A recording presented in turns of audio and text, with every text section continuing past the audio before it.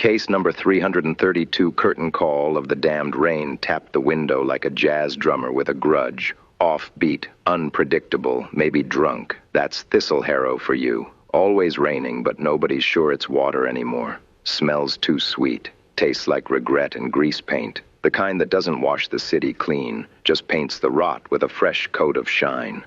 I lit a cigarette. Didn't need it. Just needed the moment, the flicker, the ritual.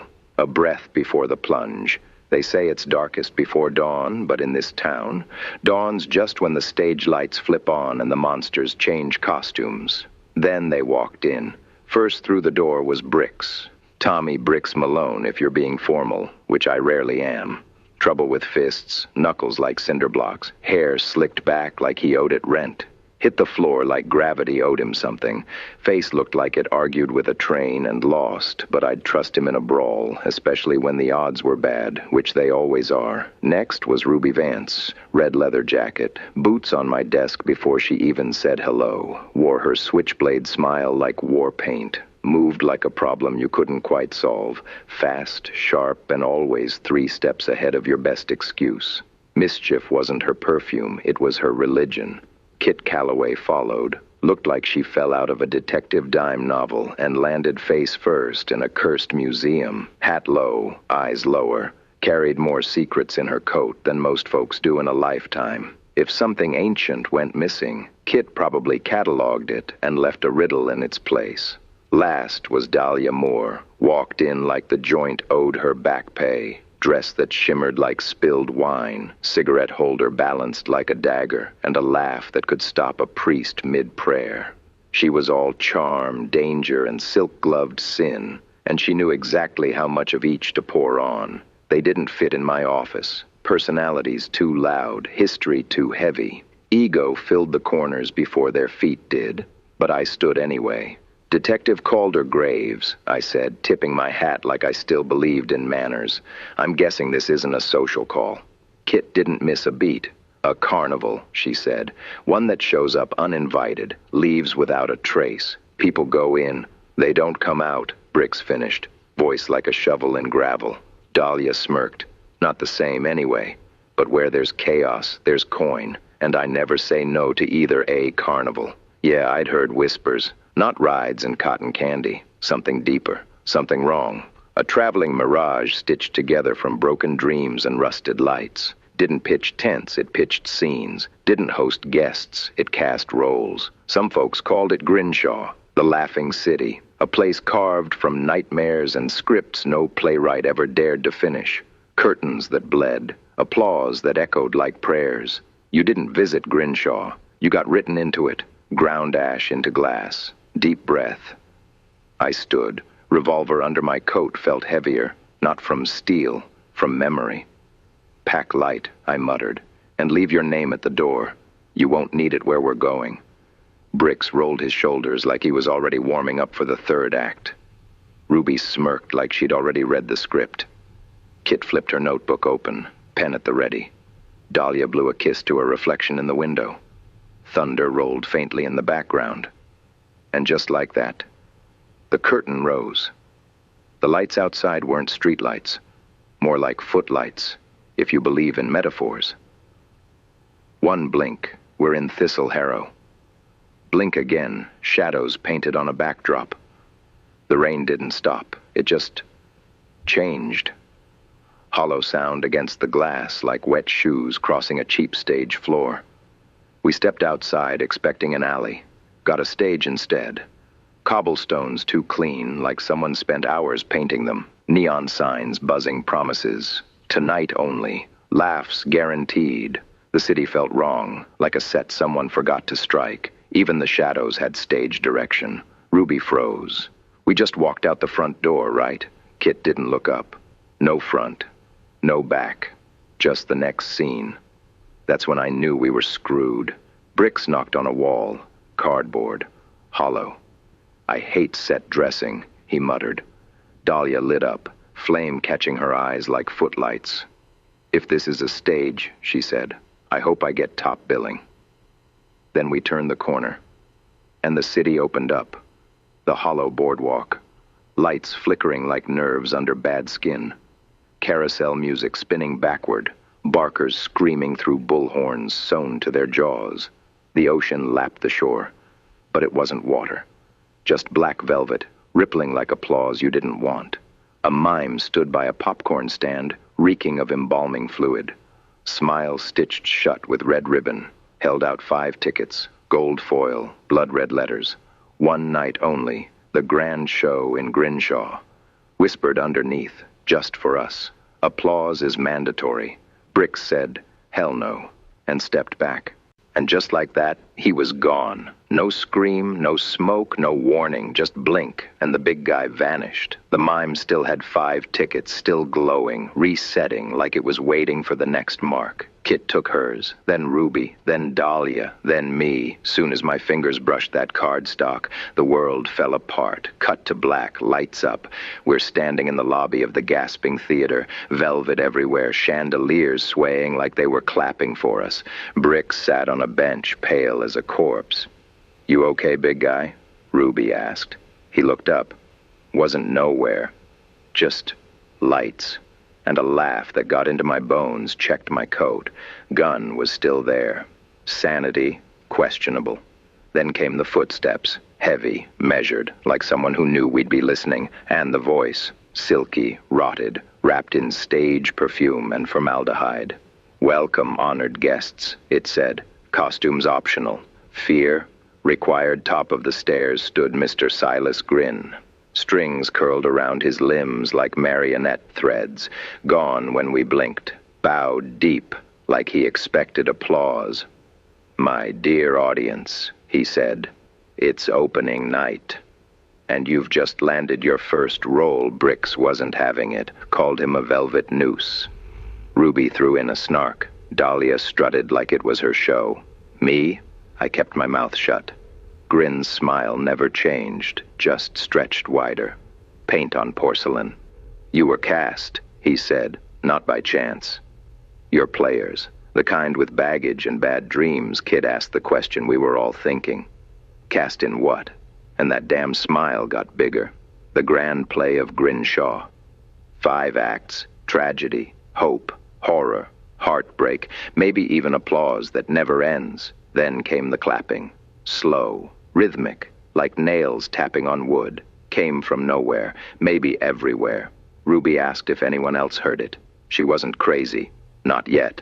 And then we saw it. Up in the chandelier, a marionette. Jester mask split down the middle, dangling, watching, not moving. Just there. Grin didn't blink, didn't even glance. He just kept going. "Applause sustains us," he said. "Silence is a sin." Kit asked for the plot. Of course she did. Grin laughed. The sound was wrong, like a film reel jamming mid-frame. "You write it," he said. "I build the set. Provide the cast. You improvise. Until the curtain falls." Then he vanished.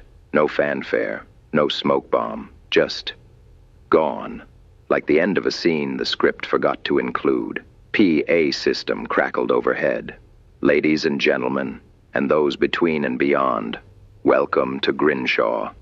The show begins in 5 minutes. Please take your seats. Applause is mandatory."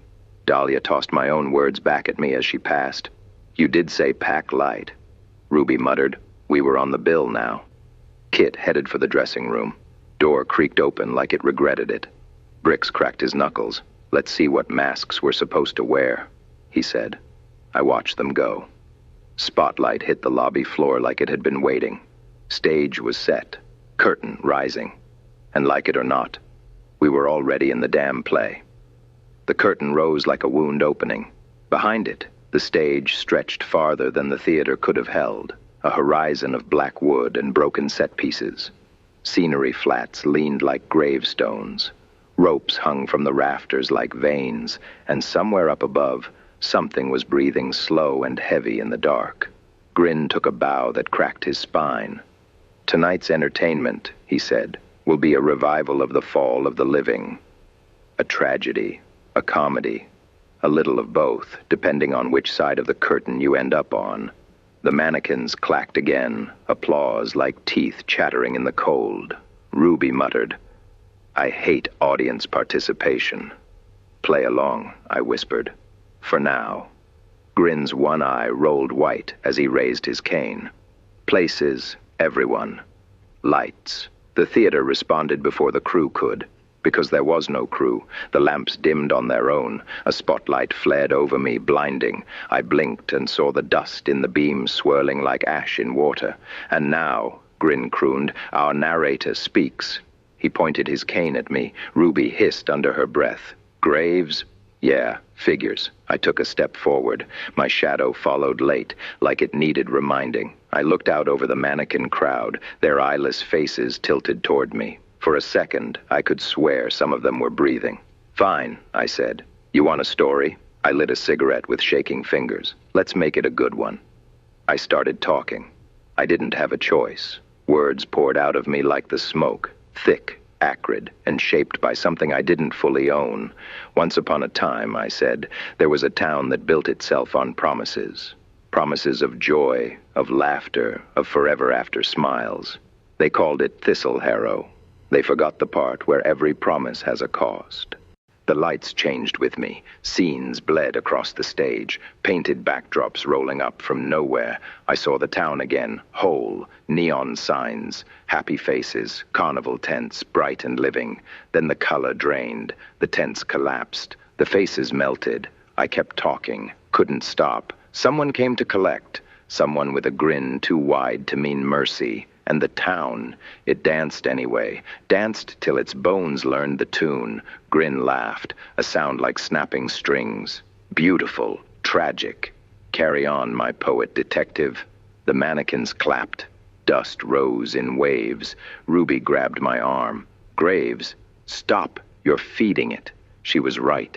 I could feel something pulling at the edges of my voice. Like every word I said stitched me tighter into this script. The more I spoke, the more real the story became. The town's cobblestones cracked underfoot. I could smell the smoke, hear the screaming carousel horses. Kit stumbled backward. We're inside it, she whispered. He's rewriting us. Bricks cursed. Then we rewrite back. He pulled the revolver from his coat and an old six-shooter, silver and faithless, and fired at the rafters where the breathing came from. The bullet tore through the dark and hit something that screamed in a dozen voices. The ceiling bled. Thick black tar dripped down the ropes. Grin's smile never broke. Oh, excellent improvisation. He snapped his fingers. The mannequins stood. They didn't move like people. They swayed, their joints bending wrong, torsos twisting until their heads, or what should have been heads, faced us. Their glass hands clicked open like flowers made of razors. End of Act 2, Grin said, tipping his hat. Let's see if our players make it to the intermission. The stage tilted. The world went sideways. I hit the boards hard and rolled, cigarette flying from my mouth. Ruby's knife flashed in the dark, slicing through the nearest mannequin's arm.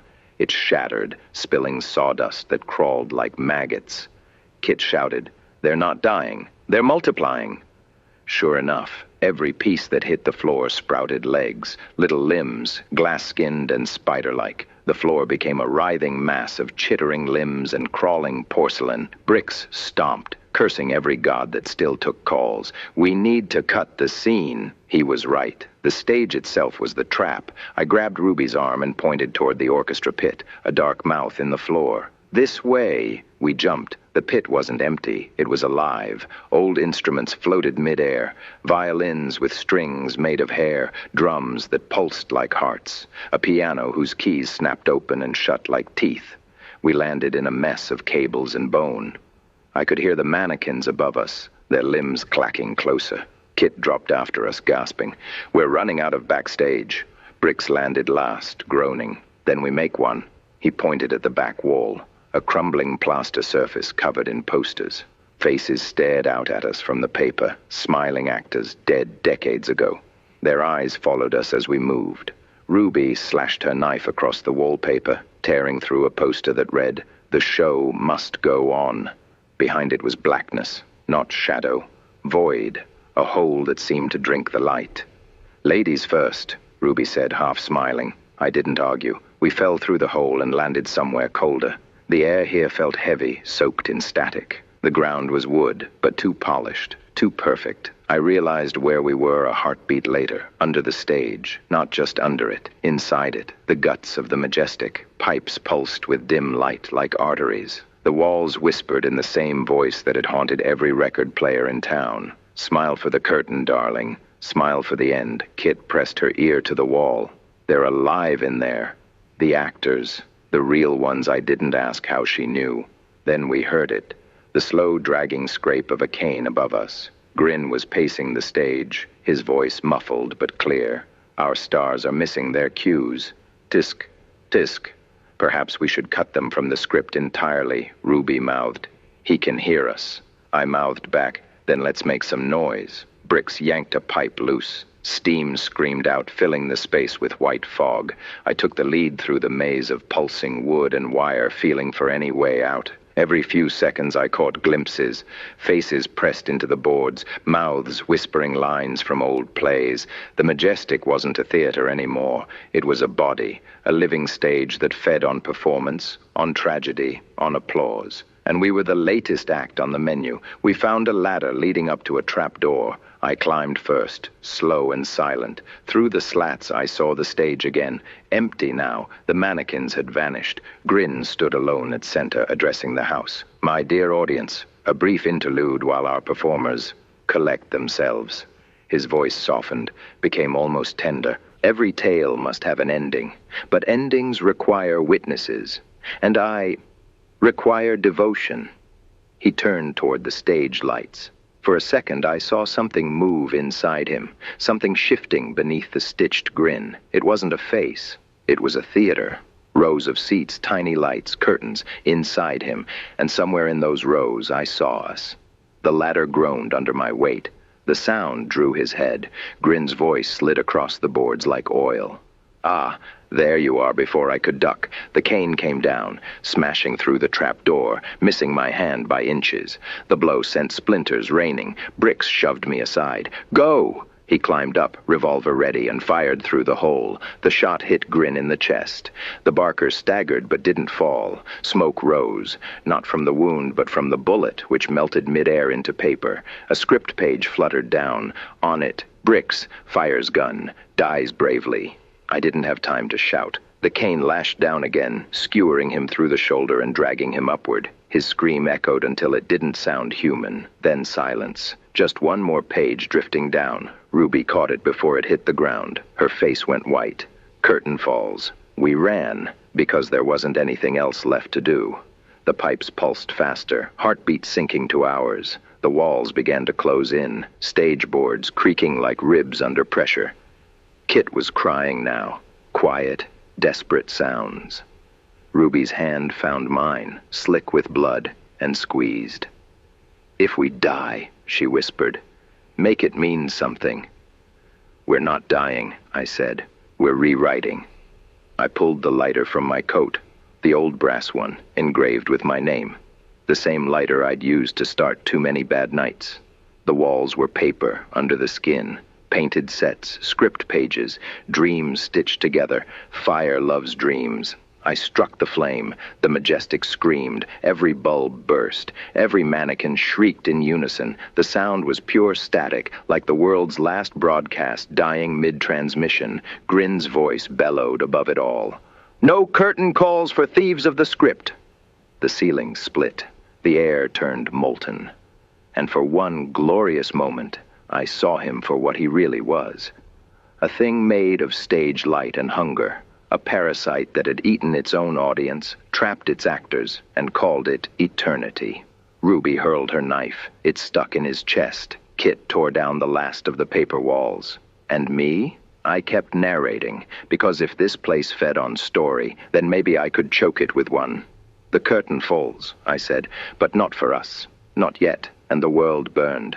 When I woke, the rain was back. Real this time. Cold, heavy, and honest. We were outside, and what was left of us. Ruby, coughing smoke. Kit, silent.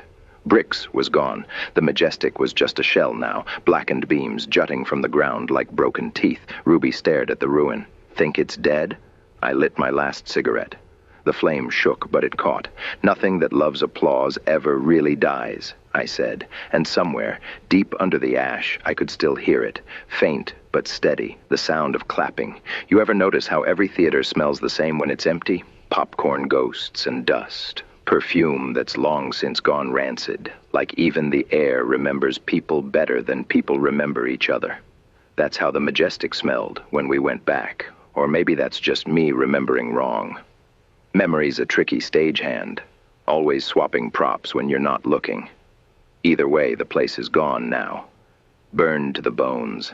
Nothing left but a pit of warped timber and melted masks. The kind of ruin that doesn't get cleaned up, just quietly fenced off and left to rot until the rain forgets it. They'll build something new over it, sure. They always do. That's the real horror of the world, not the monsters, not the magic. Just the way people keep laying fresh foundations on top of graves, smiling like they don't hear the applause underneath. Ruby's knife didn't come back. Kit won't look me in the eye anymore. Says when she closes hers, she still sees the lights, the mannequins, the script crawling across the walls. She's not wrong. I see them too. Sometimes when I light a smoke and the ember catches just right, I swear I can read lines written in the flame, stage directions for a play nobody's supposed to survive. Graves enters. Graves speaks. Graves exits. Stage left. Cute, huh? But I'm still here, so maybe the script didn't finish writing me after all. It's funny. You spend long enough walking through nightmares and you start missing the ordinary kind of wrong. The unpaid bills, the exes that call when they shouldn't. The rain that leaks through the ceiling instead of whispering your name. Thistle Harrow's quieter now. Too quiet. Streets swept clean. Neon signs dark. Carnival gone. But under the hush there's this hum, like an orchestra tuning up just below hearing, waiting for the next act. Maybe it's nothing. Maybe it's just the tinnitus from too many close calls. Or maybe it's applause. Still going. Slow and patient. There's a trick I learned after the Majestic. You hold a cigarette between your fingers, right under your ear. When you exhale, you listen. If the smoke sounds like static, you stop talking. Because that's how they hear you, through the words, through the breath. The barker might be gone, but stories are immortal parasites. They don't die. They just change narrators. So if anyone finds this tape, yeah, you, listener, do yourself a favor. Don't try to finish my story. Don't try to tidy up the edges. Some curtains are meant to stay closed, because if you tell it right, the Majestic hears you. And when it hears you, it remembers. And when it remembers, the lights come back on. Funny thing about endings, they never really stick. The best you can do is bow out before the curtain remembers your name. Me. I'm heading out past the trolley line. Maybe north. Maybe nowhere. Somewhere the applause can't find me. But if the lights start flickering again, if you smell dust and old velvet, just run. Don't wait for the overture. Trust me. End recording.